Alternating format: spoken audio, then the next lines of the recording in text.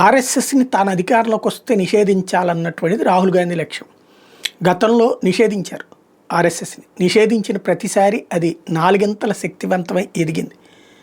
మనకి తెలిసినటువంటియే ఏదైతే ఆనాడు మన అయోధ్య రామ మందిరం ఇన్సిడెంట్ తర్వాత నిషేధం జరిగింది, అంతకుముందు ఎమర్జెన్సీ టైంలో నిషేధాలు జరిగినాయి. అది తట్టుకు నిలబడమే కాదు, మరింత విస్తృతమయ్యింది. ఇవాళ ప్రభుత్వాలని నడిపించే స్థాయికి ఎదిగింది. ఇవాళ ఆర్ఎస్ఎస్ సంబంధించిన మొన్నటువంటి సదావత్సలే వాళ్ళ గీతాన్ని పాడినటువంటిది, అసెంబ్లీలో పాడినటువంటి డికే శివకుమార్ అని ఇప్పుడు కాంగ్రెస్ పార్టీ తిట్టిపోస్తుంది.